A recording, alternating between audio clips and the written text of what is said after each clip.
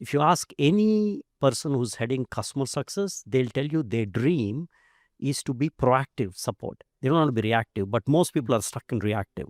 Srini, Salesforce is one of the organizations that really put Agentic and agents, Agent Force, etc., on the map. Could you tell me a little bit more about what you're doing with agents internally within Salesforce? What are the use cases that are getting the most traction? There are a lot of use cases. Let me give you examples of two use cases. One, I am not only the chief engineering officer, but also the chief customer success officer. So we have a lot of teams which help if you come to our Salesforce website, if you go to help.salesforce.com, people submit cases, they have issues. So I have a 24/7 call center. We have a lot of people. One of the things we want to do is we wanted to use Agent Force in that function, because if you ask any person who's heading customer success, they'll tell you their dream is to be proactive support. They don't want to be reactive, but most people are stuck in reactive. And once a call comes in, you want to stop before, you want to reach out to the customer, but you don't have enough capacity. So you're always balancing this. A year back, Agent Force was answering zero customer cases, and humans were answering about 1.3, 1.4 million use cases. Now, if you see, we put it live week over week and all, Agent Force is handling almost 2 million cases, and humans are answering about 1.3. So that's a use case where I could use our call center people. I could move most of them to proactive support and reach and help customers in their onboarding and more higher end tasks.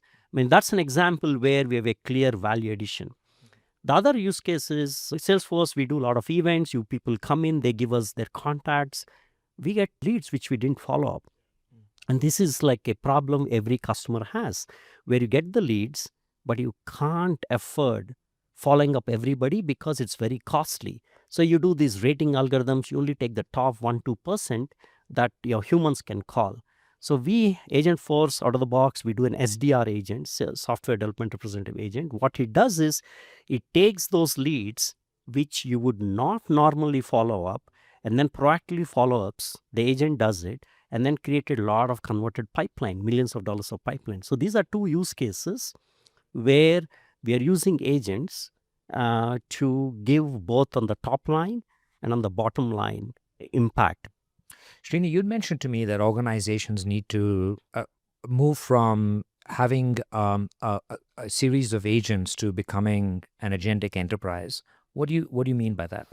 The LLMs are killing it on evals. Every day you see that they're like PhD level, they pass this exam, that exam. And then when I go talk to customers, the businesses, they're not having the business value yet. And if you really understand why, is because LLM is wide, it's very good, it's not enough. LLMs need a trusted context, it needs security guardrails, it needs your data layer. So for us, once you have that, then you need the human element, you need change management.